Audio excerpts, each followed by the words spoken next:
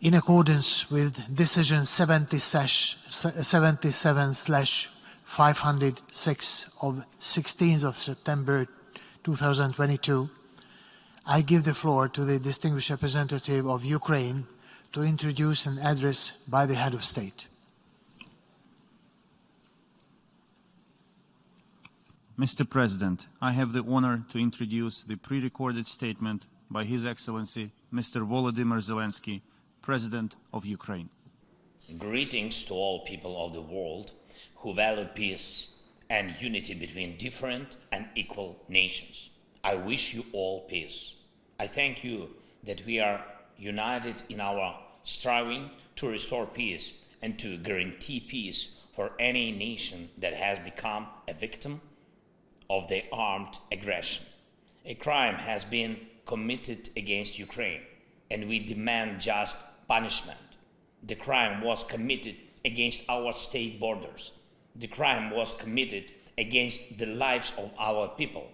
The crime was committed against the dignity of our women and men. The crime was committed against the values that make you and me a community of the United Nations. And Ukraine demands punishment for trying to steal our territory, punishment for the murders of thousands of people, punishment for tortures and humiliations of women and men, punishment for the catastrophic turbulence that Russia provoked with its illegal war, and not only for us, Ukrainians, but for the whole world, for every nation that is represented in this hall of the UN General Assembly. I'm speaking on behalf of the state which is forced to defend itself but has the formula for peace. I'm speaking to everyone who wants to hear how to achieve peace. I will present a formula that can work, not only for us, but for everyone who may find themselves in similar circumstances as we did. It's a formula that punishes crime, protects life, restores security and territorial integrity, guarantees security, and provides determination. There are 5 preconditions for peace. Dear Mr. President of the General Assembly, dear Secretary General of the United Nations, dear heads of states and governments, dear journalists, nations of the world, Ukraine wants peace. Europe wants peace. The world wants peace. And we have seen who is the only one who wants war. There is only one entity among all UN member states who would say now, if he could interrupt my speech, that he's happy with this war, with his war. But we will not let this entity prevail over us, even though it's the largest state in the world. Ukraine showed strength on the battlefield, using its right to self-defense in accordance with Article 51 of the UN Charter, and no one will reproach us now or in the future with weakness or inability to fight for ourselves, for our independence. We are achieving a result in this fight, and we see what the end of this war will be and what will be the guarantees of a stable peace. The UN Charter proclaims the equality of nations, and we proved that Ukraine is equal among the equals. The UN Charter protects the inviolability of borders, and we confirm our state borderline by expelling the occupiers outside. The UN Charter stipulates the value of human rights, dignity, and life, and we also stipulate them with every Ukrainian city freed from Russian occupation. We didn't provoke this war. We held 88 rounds of talks in various formats to prevent this war, just from the beginning of my presidency until February 24 this year. But Russia, instead of stopping the crime of aggression, which it started back in 2014, turned it into a full-scale invasion. And we have no choice but to defend ourselves. We do it. We push the aggressor beyond the internationally recognized border of the Ukrainian state. And this is the first item of our peace formula. Comprehensive item. Punishment. Punishment for the crime of aggression. Punishment for violation of borders and territorial integrity. Punishment that must be in place until the internationally recognized border is restored, until the aggression stops, and until the damages and losses for the war are fully compensated. Therefore, sanctions against the aggressor are part of the peace formula. Blocking the trade and relations with the aggressor is a part of the peace formula. All this is a punishment. So long as the aggressor is a party to decision-making in the international organization, he must be isolated from them, at least until aggression lasts. Reject the right to vote. Deprive delegation rights. Remove the right of veto if it is a member of the UN Security Council, in order to punish the aggressor within the institutions. We shouldn't turn a blind eye to propagandists who justify aggression, but apply a full package of personal restrictions against them. That is a punishment for lying. Citizens of the aggressor state shouldn't be allowed to enjoy tourism or shopping in the territory of those who value peace, but should be encouraged through visa restrictions to fight against the aggression of their own state. Punish for abetting the evil. A special tribunal should be created to punish Russia for the crime of aggressor against our state.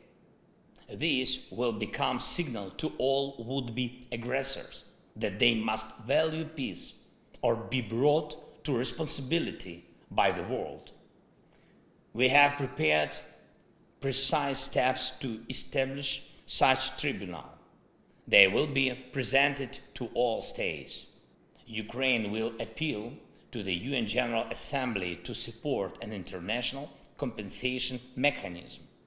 We count on your support. Russia should pay for this war with its assets. It's also a punishment. This is one of the most terrible punishments for Russian officials who value money above everything else. The second item of the peace formula is the protection of life, the most concrete item. Now, while the sessions of the General Assembly continue in the Ukrainian town of Izum, Kharkiv region, the exhumation is underway of bodies from a mass burial which happened when the territory was controlled by Russian troops. The bodies of women and men, children and adults, civilians and soldiers were found there, 445 graves. There is a family that died under the rubble of a house after a Russian airstrike. Father, mother, 6 and 8-year-old girls, grandparents. There is a man who was strangled with a rope. There is a woman with broken ribs and wounds on her body. There is a man who was castrated before the murder, and this is not the first case. Ask, please, the representatives of Russia why the Russian military are so obsessed with castration. What was done to them so that they want to do this to others? The only thing that differs the mass burial in Izum from what the world saw in Bucha is in fact the burial. The Russian army was in Izum for a longer time, and therefore the bodies of the killed people were buried and not scattered on the streets. So how can we allow the Russian army somewhere on Ukrainian soil, knowing that they are committing such mass murders everywhere? We cannot. We must protect life. The world must protect life. Every state suffering the armed aggression needs the opportunity to protect its citizens and liberate its territory. If it requires help with weapons or shells, they should be provided. If you needed financial help for this, it should be given. If for this it's necessary to help with the intelligence data, just do it. But what is not needed is lies. We can return the Ukrainian flag to our entire territory. We can do it with the force of arms, but we need time. We tried to speed it up. We tried to implement the basic provisions of the UN Charter for Ukraine through negotiations, but Russia is afraid of real negotiations and doesn't want to fulfill any fair international obligations. It lies to everyone, as it's typical for aggressors, for terrorists. Even now, when Russia talks about negotiations, it only wants to slow down its retreat. Russia wants to spend the winter on the occupied territory of Ukraine and prepare forces to attempt a new offensive, new Buchas, new Izums, or at least it wants to prepare fortifications on occupied land and carry out military mobilization at home. We cannot agree to a delayed war because it will be even hotter than the war now. For us, this is a war for life. That is why we need defense support, weapons, military equipment and shells. Offensive weapons and long-range one is enough to liberate our land, and defensive systems, above all air defense. And we need financial support to keep internal stability and fulfill social obligation to our people. Physical and social protection are two elements of any nation's life. So, the second item of our peace formula is the protection of life by all available means allowed by the UN Charter. The third item of our peace formula is restoring security and territorial integrity. Look at how many elements of global security Russia has undermined with its war. Maritime safety, food safety, radiation safety, energy safety, and safety from weapons of mass destruction. We are already restoring maritime safety and food security, and I thank Mr. Antonio Guterres for his personal involvement.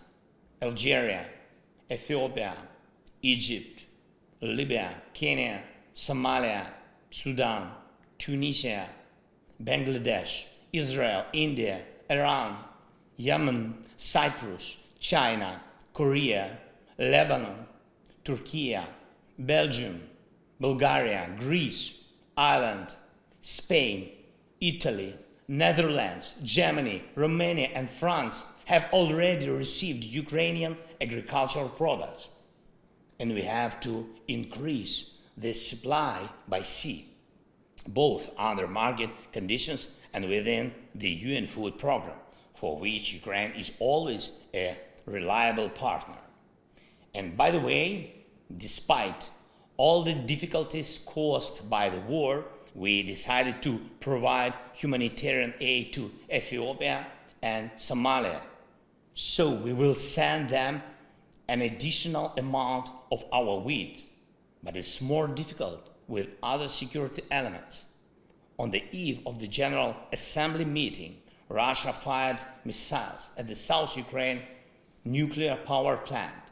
The explosion hit the station buildings. Windows were broken. Walls were damaged. The rockets exploded only 300 meters from the walls of the reactors. And this is after the IAEA's clear appeal to Russia to stop any hostile activity against any nuclear facilities of Ukraine, and in particular against the Zaporizhzhia nuclear power station, the largest one in Europe, which Russia has turned into a target. And that makes all of you a target. Russian radiation blackmailing is something that should concern each and every one of you, because none of you will find a vaccine against radiation sickness. The cost of living crisis continues in dozens of countries. It roots in the destabilization of the energy market. It's necessary to remove the main factor of global price turbulence, namely Russian energy blackmailing. It's necessary to cap the prices at which Russia exports its energy resources. It's necessary to make Russian oil and gas just ordinary goods again. Currently, oil and gas are Russia's energy weapons. And that is why it manipulates the markets so that electricity, gas, petrol, and diesel become the privilege of few instead of being a common goods available to all. Limiting prices is safeguarding the world. This is the way to restore energy and price security. But will the world go for it? Or will it be scared? Will it be scared of Russian threats? It's necessary to take only one strong step, after which everything will become clear. The time has come for this. This step will put everything in place. After the Russian missile terror, after the massacres, after Mariupol, after the burning of the Ukrainian prisoners in Olenivka by the Russian military, after blocking the ports, after the strikes of the Russian tanks and missiles on nuclear power plants, and after threats to use nuclear weapons, which have become the rule, not the exception for Russian propagandists. We must finally recognize Russia as the state of sponsor of terrorism at all levels, in all countries that confess the values of peace and protection of human life, legally, politically. If you don't have a legal mechanism, you can make a political decision in the parliaments. This is the foundation for restoring global security. If this strong step is taken, doubts will disappear whether to take other important steps. And what is very sensitive is the border, the territorial integrity. When one country tries to steal the territory of another state, it puts all of the world nation under attack. Global security cannot be restored without restoring the territorial integrity of the nation which suffered the armed aggression. So the third item of the Ukrainian peace formula is the restoration of security and territorial integrity. The fourth item is security guarantees. Every nation has the right to security guarantees, not only the largest nations, not only the most fortunate ones. We have proposals to upgrade the security architecture for Ukraine and for Europe and the world, which will not allow any more aggression against us. We are already presenting them to partners. Proposals for legally binding multilateral and bilateral treaties. These are the conditions for the guarantors to act and the timeline for their actions to bring results. Results on land, at sea, and in the air, in diplomacy and politics, in economy and finance, in providing weapons and intelligence. Each of you who will receive the text of our peace formula will also see the details of what we offer as security guarantees. I do not want to compare our offers with the guarantees of any alliances that exist on the planet now. I want to stress that it is always much better to guarantee the security of a nation preventively rather than to stop a war after it has already begun. And the fifth item of the Ukrainian peace formula is the determination, something without which the other four items will not work.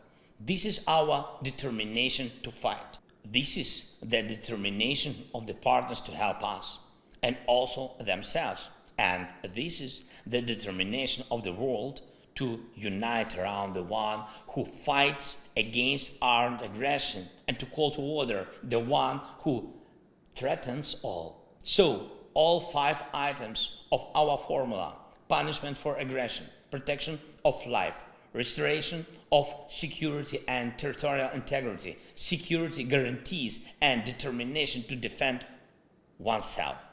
This is the formula of crime and punishment, which is already well known to Russia. And this is the formula of justice and law, an order that Russia has yet to learn, as well as any potential aggressors. What is not in our formula? Neutrality. Those who speak of neutrality when human values and peace are under attack mean something else. They talk about indifference, everyone for themselves.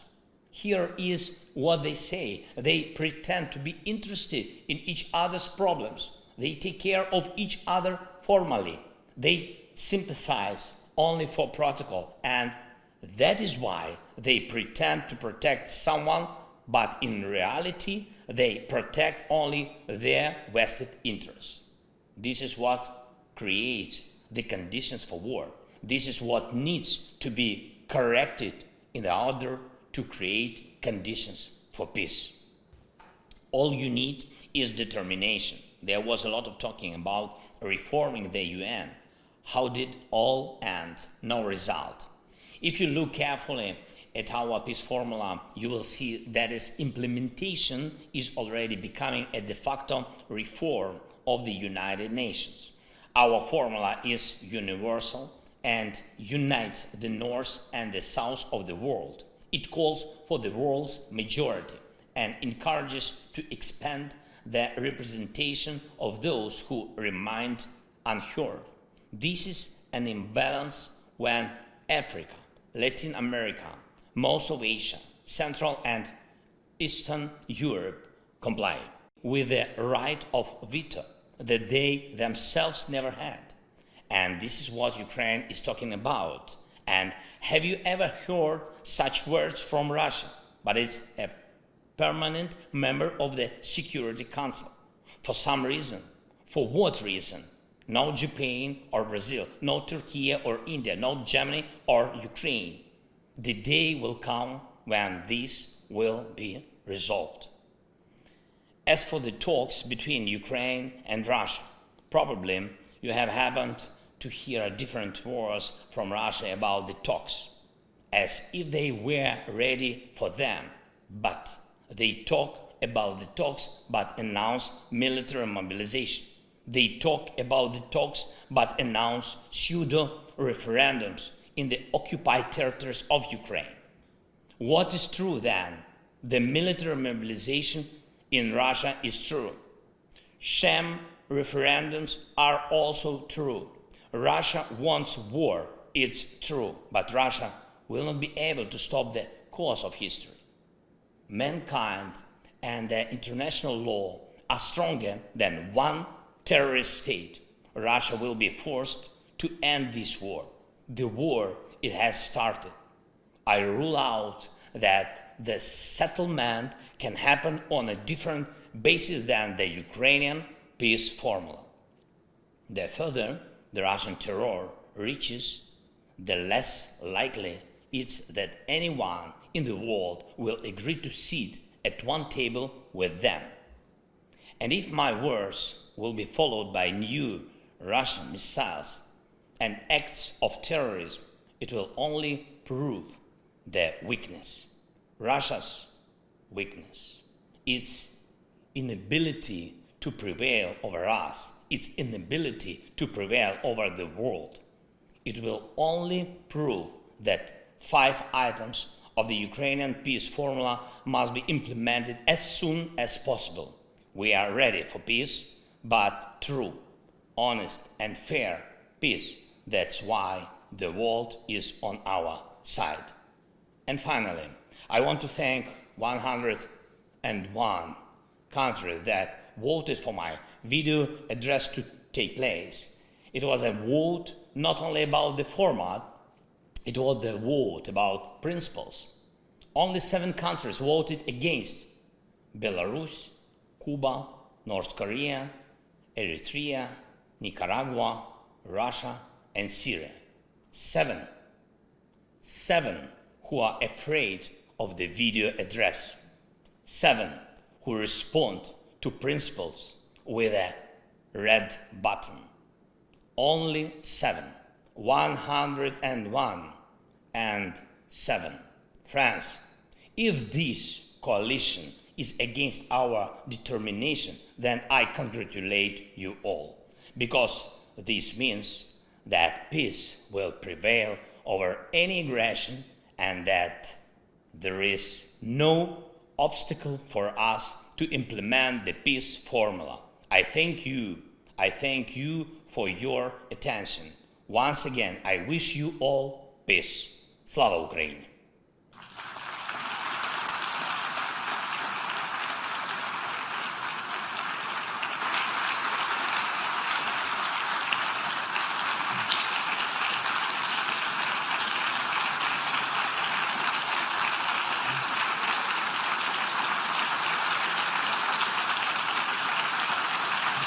On behalf of the Assembly, I wish to thank the President of Ukraine for his statement just made.